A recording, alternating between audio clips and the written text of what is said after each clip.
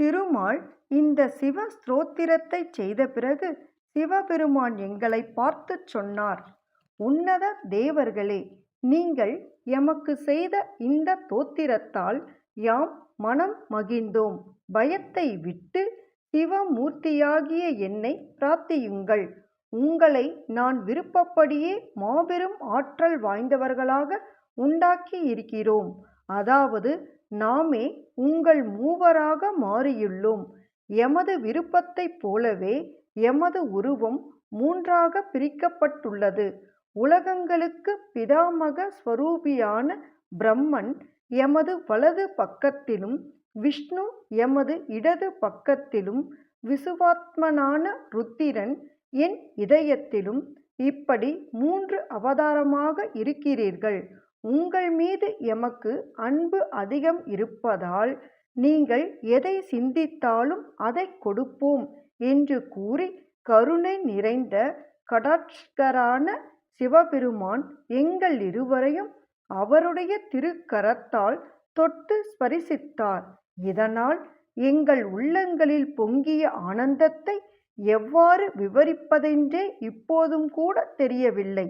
மகாவிஷ்ணுவோ சிவபெருமானுடன் ஐக்கியமாகும் ஆசையால் உந்தப்பட்டு, ஆண்டவரே, எங்களுடைய பக்தி உம்மிடம் நிலைத்திருக்க அருள் புரிவதோடு எங்களுக்குள் எழுந்த வாதத்தை அறிவீரானபடியால் அதையும் நிறைவுபடுத்த வேண்டும் என்று கைகுவித்து நின்றார். சிவபெருமான் அவருடைய வேண்டுதலுக்கு இறங்கி, நெடுமாலே, நீரும் பிரம்மனும் எம்மிடம் எப்பொழுதும் நீங்காத பக்தி தியானத்தில் மூழ்கி இருப்பீர்களாக. நீங்கள் பார்த்த சிவலிங்க மூர்த்தியை பூஜை செய்ய வேண்டும். நீங்கள் விதிமுறைப்படி செய்யும் பூஜையால் எம்மை நமஸ்கரித்து வரும்போது சுகத்தை அடைவீர்கள் என்று திருவாய் மலர்ந்து பூஜை முறைகளை உபதேசம் செய்து எங்கள் இருவருக்கும் விருப்பமான பல வரங்களையும் தந்தருளினார். பிறகு அவர் என்னை பார்த்து, பிரம்மனே, நீ நம்முடைய ஆக்ஞையால் சிருஷ்டிகரனாக இருந்து படைப்பு தொழிலை செய்து வா என்றும், நாராயணனை பார்த்து, ஓ விஷ்ணுவே, நீ அசையும் பொருள் அசையா பொருட்களையும் அண்டத்திலுள்ள சகல ஜீவராசிகளையும் காத்து இரட்சிப்பாயாக. நிஷ்கலமாகிய நாம் சிருஷ்டி ஸ்திதி சங்கராமென்னும் முத்தொழிலையும் நடத்த வேண்டி பிரம்மா, விஷ்ணு, ருத்திரரென்றும் மூன்றாக பிரிந்தோம். ஆதலில் அந்த ருத்திரமூர்த்தி எம்முடைய அம்சத்தை காட்டிலும் குறைவுபட்டதொன்றும் இல்லையாதலால் நீங்கள் செய்யும் தோத்திர பூஜை கிரியைகள் யாவும் எனக்கும் ருத்திரனுக்கும் ஒன்றேயாகும். ஏனெனில் ருத்திர ரூபமும் சிவ ரூபமும் ஒன்றேயாம். ஏனெனில் தங்கத்திற்கு வேறொரு தங்கம் என்கிற பெயர் எப்படி பொருந்தாதோ, ஒரு மண் கட்டியை பாத்திரமாகச் செய்தால் மண்கட்டி வேறு பாத்திரம் வேறு என்கிற பொருட்பேதம் எப்படி வரவே மாட்டாதோ, அதுபோல் உணர்ந்து கொண்டு நீங்கள் ருத்திரனையும் எம்மையும் வேறுபடுத்தி எண்ணக்கூடாது. மேலும் நமது ஸ்வரூபம் எல்லாரோலும் பார்க்கத்தக்கது. விஷ்ணுவே, பிரம்மனே, நீயும் ருத்திரனும் என்னுடைய வடிவமேதான். சக்தியுமாயும் ஞான ஸ்வரூபியாயும் நாசமற்றதாயும் அனாதியாயும் இருக்கிற எம்முடைய சிவரூபமே இதற்கெல்லாம் மூலமானதும் முதலானதும் ஆகும். நீங்கள் சிவரூபத்திலிருந்து உற்பத்தியானவர்கள். ருத்திரனாக ருத்திரமூர்த்தியாக உண்டாவதற்கு நமது ஆக்ஞையே காரணம். நாமே ருத்திரனாக அவதரிக்கப் போகிறோம்.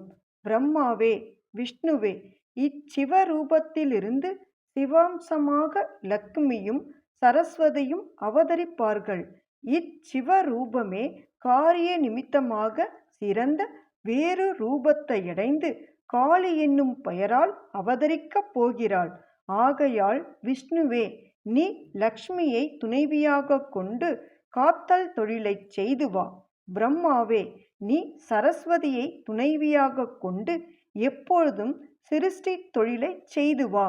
ருத்திரன் மா காளியை இணைத்து கொண்டு சங்கார அதாவது அழித்தல் தொழிலைச் செய்வான்.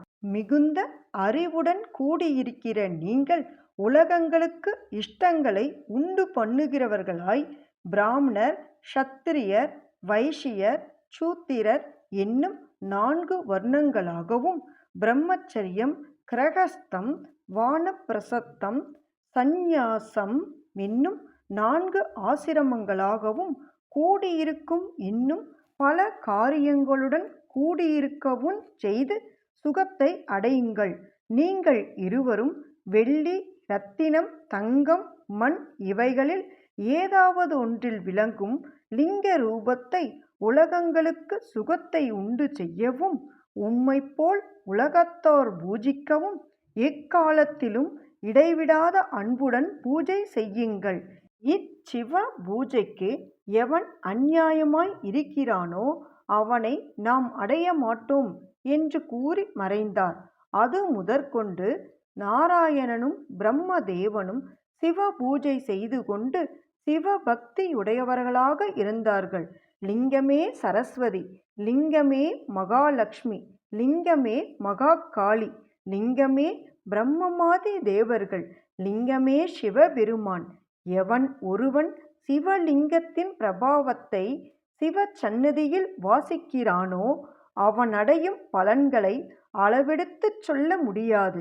இவ்வாறு சூதமா முனிவர் நைமிசாரண்ய வாசிகளுக்குச் சொன்னார். திருச்சிற்றம்பலம்.